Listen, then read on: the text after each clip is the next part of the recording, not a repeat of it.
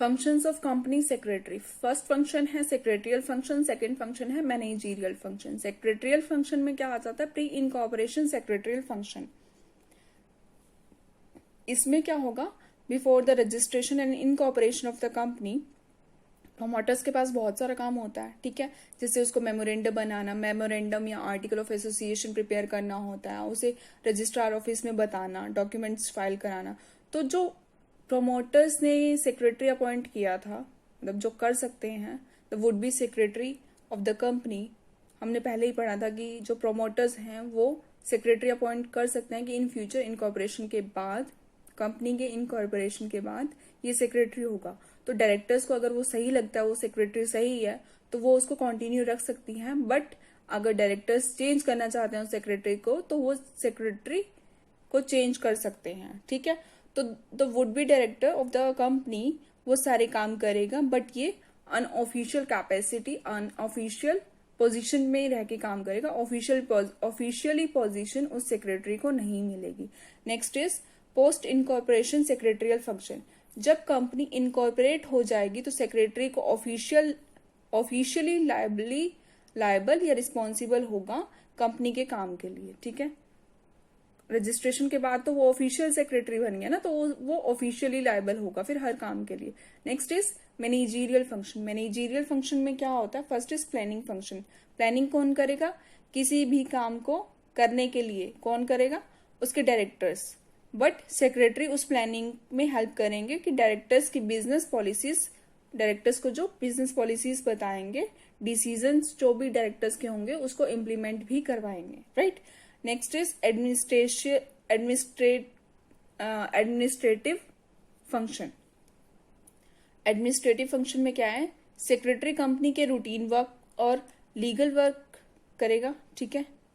जो day to day work होगा वो सेक्रेटरी करेगा। As he is the chief administrative officer of the company, he is responsible for the general administration, assign work to company staff, divide the work and company's overall administrative setup. Company का secretary company के staff and company में भी coordination establish करेगा। Next is advisory function. Advisory function में क्या होता है? Secretary advice करेगा डायरेक्टर्स को and advice them with the provisions of the law, ठीक है। And the Companies act for making the rules of the companies management and helps in altering such rules, कि उसको रूल्स जो भी बनाए हैं उसको अल्टर कैसे करवा सकते हैं, ठीक है। हो गया functions of the company secretary. Next is हमारा पावर्स और rights of the secretary. Company के सेक्रेटरी की पावर्स क्या हैं या राइट्स क्या हैं?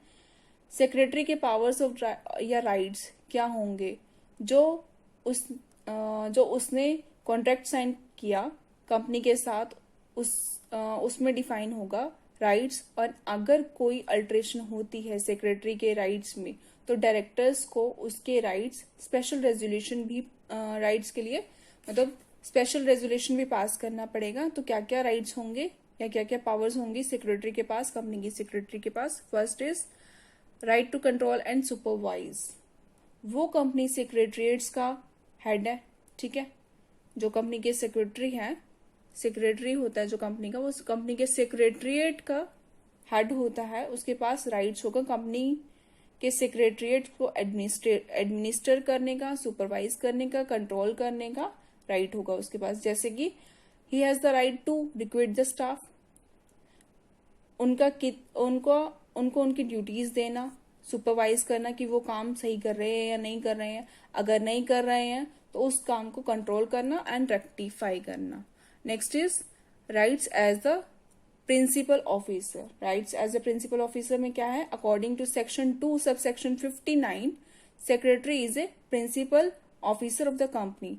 So on the behalf of the company, he has to sign the documents related to the company. For authentication, वो कोई सर्टिफिकेट भी इशू कर सकता है, ठीक है. एंड कंपनी की कैपिटल को यूटिलाइज भी करेगा in a better way and in companies interest. Next is right to claim salary. Salary को क्लेम करने का भी राइट है. Secretary works as an employee of the company, तो उसे सैलरी भी मिलेगी. अगर कंपनी वाइंड अप होने वाली है तो सेक्रेटरी को क्रेडिटर्स माना जाएगा और उसकी सैलरी दी जाएगी, ठीक है। But that secretary must be whole time secretary, not the part time secretary. But अगर वो कंपनी से हटाया गया, that is breach of contract हुआ कि कंपनी ने उसको उसके साथ कोई कॉन्ट्रैक्ट कर रखा था कि हम तुझे इस इतने टाइम पीरियड के लिए रखेंगे, बट कंपनी ने पहले ही हटा दिया, तो वो कंपनी से क्लेम कर सकता है फॉर अप्रोप्रिएट डैमेजेस जो भी उसको हुए हैं। Next is right to issue certificate. Company को अपने ऑफिसर को सर्टिफिकेट इशू करने होते हैं, ठीक है। वो सर्टिफिकेट्स कंपनीज पॉलिसीज के रिगार्डिंग होंगे and are within the scope of the secretary rights, that is secretary के परमिशन के साथ ही वो इशू होगा। कौन कौन से सर्टिफिकेट होंगे? कंपनी के शेयर होल्डर को जो इशू होगा, ठीक है। डिबेंचर होल्डर को जो इशू होगा कि कंपनी का शेयर होल्डर है तो उसको जो सर्टिफिकेट इशू होते हैं, ठीक है, या डिबेंचर होल्डर को जो सर्टिफिकेट इशू होते हैं, ठीक है। उसमें होगा कि कंपनी की इनकम कहाँ कहाँ से आ रही है एंड जो भी मतलब शेयर होल्डर्स को सर्टिफिकेट इशू हुए, डिबेंचर होल्डर को सर्टिफिकेट इशू हुए, या वो सर्टिफिकेट जिसमें ये बताया जाएगा कि कंपनी की इनकम कहाँ कहाँ से आ रही है, सोर्सेज ऑफ इनकम क्या है, and certificates of the company's employees about their experience and expertise, ठीक है। Next is right to contract on company's behalf. According to section 46, अगर सेक्रेटरी के पास अथॉरिटी है तो वो कंपनी के बिहाफ पर गुड्स एंड प्रॉपर्टी का सेल और परचेज भी कर सकता है अंडर हिज सिग्नेचर, और for this company will be bound, right. Next is right to correspond on company's behalf. Company को आउटसाइडर्स के साथ तालमेल मिला के चलना पड़ेगा, ठीक है। आउटसाइडर्स के साथ जो वो कॉन्ट्रैक्ट करता है तो उसके लिए कंपनी का सेक्रेटरी कंपनी के बिहाफ पे काम करेगा। उसके लिए कभी कभी उसे डायरेक्टर्स की भी नीड होगी कि वो सेक्रेटरी को डायरेक्ट करे, right. Next is right in relation to negotiable instruments. According to article 22, अगर सेक्रेटरी को अथॉरिटी मिली है तो वो कंपनी के बिहाफ पर नेगोशिएबल इंस्ट्रूमेंट एक्सेप्ट कर सकता है, ड्रॉ कर सकता है एंड एंडोर्स कर सकता है, मतलब ट्रांसफर भी कर सकता है, right. Next is right to represent the company. अगर कंपनी को किसी मीटिंग या कॉन्फ्रेंस में पार्टिसिपेट करना है तो it is the duty of the company secretary to represent its company in that meeting or in that conference. Next is other rights. अगर company के बोर्ड ऑफ डायरेक्टर्स या आर्टिकल ऑफ एसोसिएशन में secretary को authority है तो वो company के behalf पर पब्लिक को इनवाइट कर सकता है शेयर्स के लिए, कंपनी की मीटिंग रख सकता है, register the transfer of the companies share. Next is ये थे power. Next is duties of the company secretary. First is statutory duty. Under statutory duties में फिर वो बहुत सारे पॉइंट्स आ जाएंगे। Under the Companies act, income tax act, Indian stamp duty act, estate duty act and others act. Then duties towards directors, duty towards shareholders, duty towards employees, duty towards public, duty related to organization of office and other duties. तो duties क्या होंगी company secretary की? Companies act में duties clearly नहीं है secretary की कि specific यही ड्यूटीज हैं। सो ड्यूटीज किसके अकॉर्डिंग होंगी? That is according to the nature of the business as well as the rights given in the companies article और given by the board of directors. As company secretary act as a principal officer, so his scope is very wide. तो क्या क्या duties होंगी company secretary की? First is statutory duty. Statutory duties में क्या है? सबसे पहले ड्यूटी क्या होगी सेक्रेटरी की? टू फुलफिल ऑब्लिगेशंस या duties related to the law according to the Companies Act. If secretary कोई काम नहीं करता जो उसकी ड्यूटी है, या कोई प्रोविजन का उल्लंघन कर देता है, मतलब ठीक है ब्रीच कर देता है उस प्रोविजन को, तो he will be punishable with fine और इम्प्रिजनमेंट और बोथ, राइट। तो फर्स्ट पॉइंट इसमें क्या है, under the Companies Act, Companies Act के अंडर क्या है, उसकी ड्यूटीज क्या आती हैं. Duties will be, first is registration या इनकॉर्पोरेशन के टाइम सेक्रेटरी सारे डॉक्यूमेंट्स रजिस्ट्रार ऑफिस में देगा, like memorandum and article of association and its prospectus. He must maintain the necessary registers and book of accounts of the company. ठीक है. Next duty क्या है, registrar office में notice reports related to the company भी file कराएगा, like annual final accounts क्या है, profit and loss accounts क्या है, और कोई स्पेशल रेजोल्यूशन पास हुआ हो तो कंपनी में इन इट्स जनरल मीटिंग और bye the board of director. ठीक है. और क्या ड्यूटी है, वो नोटिस भी भेजेगा रिलेटेड पार्टीज को about the meetings. He can call the meeting, he can attend the meeting, और उसके रिकॉर्ड्स भी रखने पड़ेंगे उसको. Secretary must prepare the agenda of the company की मीटिंग क्यों रखी जा रही है. ठीक है. और क्या ड्यूटी है, he is companies legal guardian and ये देखेगा कि कंपनी एक्ट के अकॉर्डिंग ही काम कर रही है. ठीक है. ये आगे कंपनी एक्ट के अंडर क्या उसकी स्टैट्यूटरी ड्यूटीज होंगी. इनकम एक्ट के अंडर क्या क्या स्टैट्यूटरी ड्यूटीज होंगी उसकी. अकॉर्डिंग टू एक्ट सेक्रेटरी ये देखेगा कि कंपनी के ऑफिसर्स या एम्प्लॉयज को जो इनकम टैक्स पे करना है या शेयर होल्डर्स को डिविडेंड जो मिलेगा वो पहले ही टैक्स डिडक्ट होके उन्हें मिले. ठीक है. And deposit such amount with the income tax authority. Right. He must also file a statement of the company's profit with the tax officer. ठीक है. Next is under Indian stamp duty act. Company secretary ये भी check करेगा कि वो जो certificate issue हुआ है, कौन सा certificate, for allotment of shares, debentures of the और transfer of shares and negotiable instrument के लिए must have a company stamp. अगर वो चेक नहीं करता then he will be punishable. और next is under state duty act. State duty act में उसकी स्टैट्यूटरी ड्यूटीज क्या होंगी.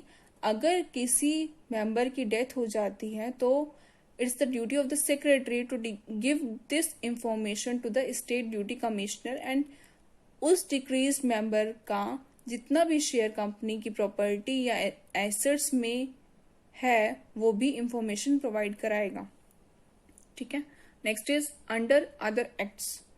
दूसरे एक्ट्स में क्या है, कंपनी सेक्रेटरी को यह भी देखना पड़ेगा कि उसकी कंपनी दूसरे एक्ट्स वॉयलेट ना कर रही हो, दूसरे एक्ट्स को भी ना तोड़ रही हो, ये भी देखना पड़ेगा. Just like monopoly and restrictive trade practice act है, इंडस्ट्रियल डिस्प्यूट एक्ट है, स्टेट एम्प्लॉयज इंश्योरेंस एक्ट. ठीक है. इनको भी ब्रीच ना कर रही हो, ये भी देखना पड़ेगा. Next is duties towards directors. Directors के अगेंस्ट क्या, डायरेक्टर्स के टूवर्ड्स क्या क्या ड्यूटीज हैं. As we know the secretary is a legal servant of the company's director, तो उससे डायरेक्टर की इंस्ट्रक्शन के अकॉर्डिंग काम करना पड़ेगा. अगर कोई मीटिंग है तो सेक्रेटरी डायरेक्टर्स को याद दिलाएगा, ऑर्गेनाइज करेगा उस मीटिंग को एंड सजेशंस भी देगा डायरेक्टर्स को regarding that meeting and also keep records of that meeting. तो जो भी डिसीजन होगा वो कंपनी के मैनेजर को भी बताएगा, शेयर होल्डर एंड आउटसाइडर्स को भी कन्वे करेगा. ठीक है. कम्युनिकेटर का काम भी करेगा कि कंपनी ने क्या क्या डिसीजन लिया. ठीक है. Next is duties towards shareholders. Shareholders के टूवर्ड्स क्या क्या ड्यूटीज हैं. सेक्रेटरी शेयर होल्डर को इंफॉर्मेशन देगा about the company's affair as they invest in the company and they have the right to know everything about secretary general meeting and उसका जो agenda होगा, एजेंडे का नोटिस भी भेजेगा शेयर होल्डर्स को एंड शेयर होल्डर्स को शेयर सर्टिफिकेट भी डिलीवर कराएगा with in reasonable time. Give notice of closing the company register of transfer of shares when required. Share holders को उसकी डिमांड पर कंपनी रजिस्टर भी कॉपी सेंड करनी पड़ेगी. राइट. ये थे शेयर होल्डर्स के टूवर्ड्स उसकी ड्यूटीज. नेक्स्ट है duties towards employees. Duties towards share holder जो हमने पढ़ा कि उसको क्या क्या ड्यूटीज करनी पड़ेगी शेयर होल्डर के लिए, लेकिन शेयर होल्डर को जो जो वो इन्फॉर्मेशन प्रोवाइड कराएगा उसके लिए केयरफुल भी रहना पड़ेगा, क्योंकि कुछ शेयर होल्डर्स ऐसे भी होंगे जो कंपनी की इंफॉर्मेशन लेने के बाद उसके कंपनी के ही अगेंस्ट वो वर्क करने लग जाएंगे। ऐसे कुछ शेयर होल्डर्स होते हैं कंपनी के, तो इसीलिए उसको केयरफुल रहना पड़ेगा उन सब चीजों के लिए कि कौन सी इंफॉर्मेशन प्रोवाइड करानी है या कौन सी इंफॉर्मेशन प्रोवाइड नहीं करानी है। ठीक है, तो duties towards employees as a secretary is also a principal officer, तो जो भी एम्प्लॉय उसके अंडर काम कर रहे हैं उसकी केयर करें और अपने एम्प्लॉय को सेटिस्फाई कर सके। ठीक है, ड्यूटीज टूवर्ड्स पब्लिक क्या होगी, कंपनी या डायरेक्टर पब्लिक से कम्युनिकेट ओनली सेक्रेटरी के थ्रू कर पाएंगे। सेक्रेटरी के थ्रू कंपनी की प्रोग्रेस का या फ्यूचर प्लान्स का पब्लिक को पता चलेगा। ठीक है, और पब्लिक का क्या रिएक्शन है टुवर्ड्स द कंपनी वो भी सेक्रेटरी डायरेक्टर्स को बताएगा। He also makes available to the public such documents, books or registers of the company that are meant for the public interest and replies to any correspondent the company receive from outsiders। ठीक है, next is duties towards related to organization of office। Office को की organisation के related secretary की क्या duties हैं। Secretary is the chief officer of the secretariat, हमने पहले ही पढ़ा था। तो सेक्रेटरियल ऑफिस उसकी रिस्पॉन्सिबिलिटी है। तो सेक्रेटरी ने क्या फंक्शंस परफॉर्म करना है depend upon the nature of the companies business. Secretary divide the works, secretary divide कर देगा works among the it's employees and supervise करेगा, कंट्रोल करेगा उनकी एक्टिविटीज को एंड एंश्योर करेगा कि कंपनी के डिफरेंट डिपार्टमेंट एम्प्लॉयज का रिलेशन अच्छा हो। ठीक है, कंपनी में जो डिफरेंट डिपार्टमेंट्स हैं उनका रिलेशन भी अच्छा हो और उनके एम्प्लॉयज का रिलेशन भी अच्छा हो। ये काम किसका है, सेक्रेटरी की ड्यूटी है ये। He also advertise vacant jobs, ठीक है, and appoint the staff and maintain the register of employees. Other duties में क्या आ जाएगा, last one is other duties. As secretary is the company representative, he has to attend various meeting related to the legal economic and social on behalf of the company. Company को जब भी problem face करनी पड़ेगी secretary needs to take necessary actions. ठीक है, अगर company crisis में है तो it's the duty of the secretary कि वो कंपनी के इंटरेस्ट में काम करे। So for successful functioning of the company all depends on it's secretary, right. Now the last slide is one more slide after this, and this is liabilities of the company's secretary। Liabilities क्या होंगी company की secretary की, हम देख लेते हैं। Liability for negligence, secretary should do his duty with honesty and impartiality. उसको biasness से काम नहीं करना है, इम्पार्शियल रहना है, बट स्टिल अगर वो विलफुली एंड नोइंगली मिसयूज करता है अपनी पोजीशंस और उससे कंपनी को लॉस होता है तो secretary will be liable for that action. अगर कंपनी के आर्टिकल में ये गिवन है कि अगर सेक्रेटरी से कोई भी मिस्टेक होती है तो कंपनी लायबल होगी, सेक्रेटरी लायबल नहीं होगा। पर अगर कोई भी लॉस हुआ कंपनी को एंड सेक्रेटरी ने प्रूफ कर दिया वो उस गलती के लिए लायबल नहीं है, ठीक है, तो कंपनी लायबल नहीं होगा। उस डैमेज के लिए कंपनी बियर नहीं करेगी, सेक्रेटरी को ही बियर करना पड़ेगा, right. Next is liability for not sending documents to registrar. इसके लिए कौन लायबल होगा, सेक्रेटरी। वो नेसेसरी डॉक्यूमेंट्स रजिस्ट्रार ऑफिस में टाइमली फाइल कराने, सेक्रेटरी को वो डॉक्यूमेंट्स जो भी नेसेसरी डॉक्यूमेंट्स होंगे वो फाइल कराने होते हैं। लाइक स्टैट्यूटरी रिपोर्ट्स क्या है, एनुअल स्टेटमेंट क्या है, alteration in the companies memorandum या आर्टिकल में कोई भी अल्ट्रेशन हो रही है, ठीक है। अगर डॉक्यूमेंट्स नहीं पहुंचते रजिस्ट्रार ऑफिस में तो secretary will B hand liable, ठीक है। Next is liability for fraud. अगर कोई फ्रॉड हो जाता है तो उसके लिए लायबल होगा वो। अगर सेक्रेटरी कोई भी फ्रॉड करता है कंपनी में, like misuse of the companies capital, और कॉपी करा लेता है या फॉर्ज का मीनिंग कॉपी होता है, तो कॉपी करा लेता है द डायरेक्टर सिग्नेचर, मतलब डायरेक्टर्स के सिग्नेचर की कॉपी कर देता है वो, then he will be held liable for that. ठीक है, next is liability for breach of trust. Trust होता है कंपनी और सेक्रेटरी में, relation between the company and secretary is based on its on the trust only. As secretary को company के सारे secrets पता होते हैं, तो अगर वो उसका मिसयूज करेगा तो ट्रस्ट टूटेगा। ठीक है, तो for this he will be liable and has to return the company's profit. तो उस ट्रस्ट को तोड़ने के बाद जो भी उसको प्रॉफिट्स हुए हैं उससे उसके अगेंस्ट, तो वो कंपनी को रिटर्न करने पड़ेंगे। Next is liability for ultra vires act. Directors ने जो भी अथॉरिटी सेक्रेटरी को दी है उसके लिए कंपनी लायबल होगी, बट सेक्रेटरी अपनी अथॉरिटी के अगेंस्ट काम करता है तो कंपनी लायबल नहीं होगी, सेक्रेटरी खुद लायबल होगा। ठीक है, next is liability for acts of self interest. अगर सेक्रेटरी कंपनी के अगेंस्ट जाके अपने इंटरेस्ट के लिए कोई भी काम करता है, then he will be liable for it, right. Next is liability in case of the registration of the company in wrong name. अगर कंपनी का नाम किसी एग्जिस्टिंग कंपनी से सिमिलर है तो उसे स्पेसिफाइड टाइम में ही अपना नाम चेंज करना पड़ेगा। अगर ऐसा ना हुआ तो secretary of the company will B punishable with fine of rupees 5,000, which can be extended to 1 lakh rupees, right? Next is liability under Companies Act. Last है ये liability under Companies Act. Company act के according क्या liability होगी secretary की? As a secretary has to fulfill many obligations and is liable for carrying out the provision of the law.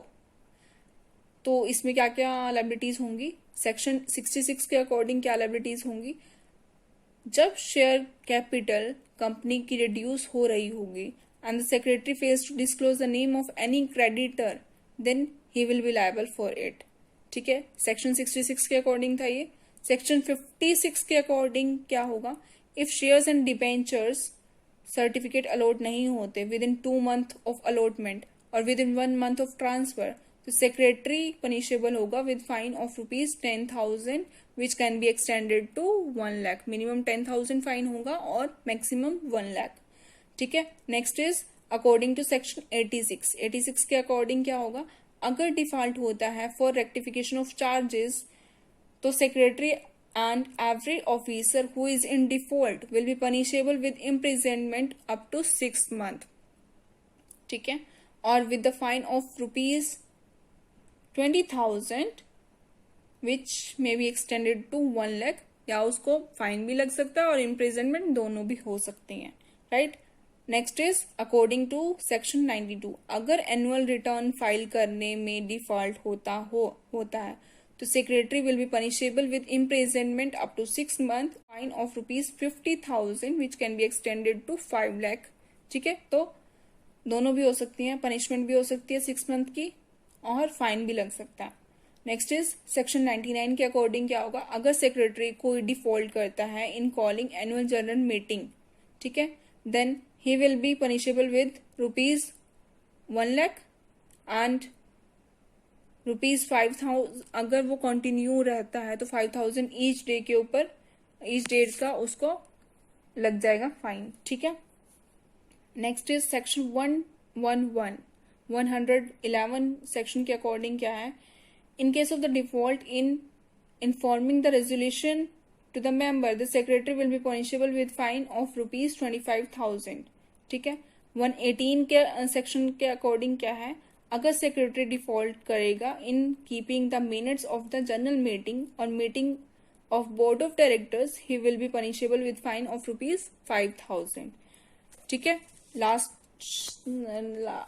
not the least, according to 129 section, अगर secretary final account या PNL account को present नहीं कर सकता in general meeting, तो he will be punishable with fine up to ₹25,000।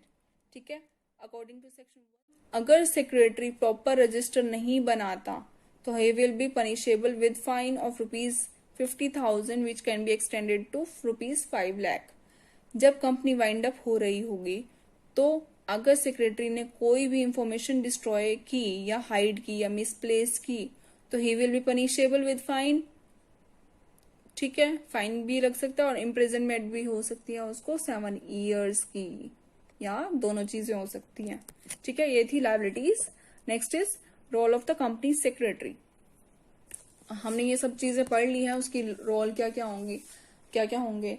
He will act as an servant of the company, he will act as an officer of the company, act as an employee of the company, he will manage day to day affairs of the company, he will act as a communicator, establish coordination between different departments, between the officers and between the employees। वो काम करेगा as a eye, ear and hands of the company, he will act as the asset of the company for the company's growth। So the chapter is complete. Thank you so much.